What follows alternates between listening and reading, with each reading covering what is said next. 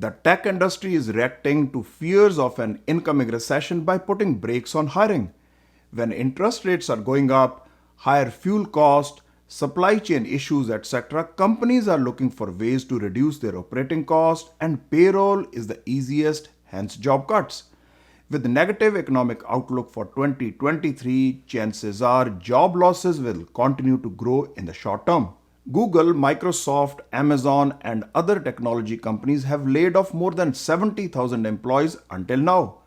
With inflation, supply chain problems, and geopolitical turmoil, revenue growth for these companies have slowed down. So they are left with no option but to reduce payroll cost with these layoffs that will make their balance sheet look a little bit more healthy. It started a few months ago with small growth companies as they were trying to cut costs, but now got extended to big tech giants as well.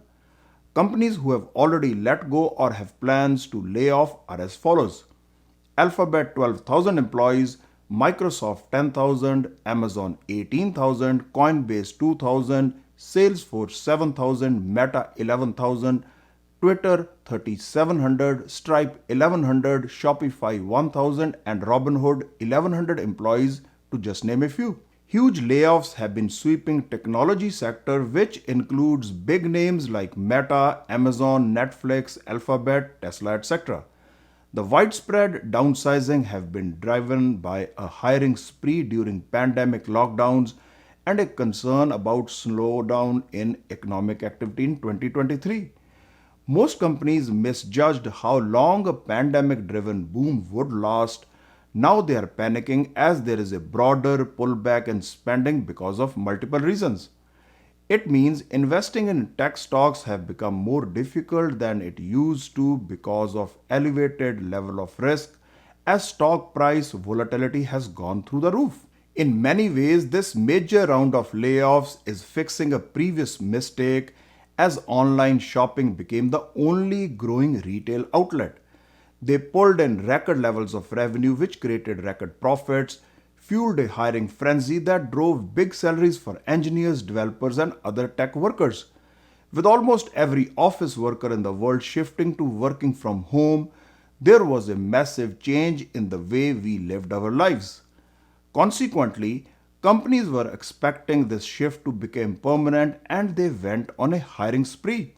It is a common practice in tech industry where they hire more workers than they need for sustained higher level of usage, and now those are being laid off. You will agree with me that working from home has become a more acceptable practice now, but these days a trend of hybrid work has also become much more popular.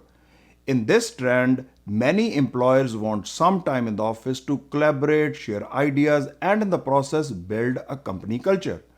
Many technology applications like Zoom or Google Meet are witnessing higher usage as now rather than face-to-face meeting, you can automate them online.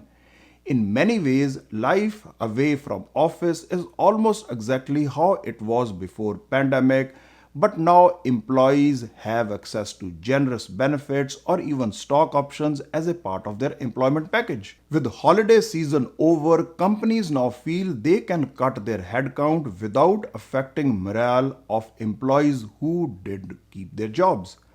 According to a recent survey, the best talent don't want to work for companies that kind of randomly and without any empathy lay off at the first sign of trouble. Which means if technology companies want to conduct layoffs, now may be the time. That way they can reduce their cost going into quarter 1 of 2023, which is usually a slow quarter, while avoiding unnecessary effects.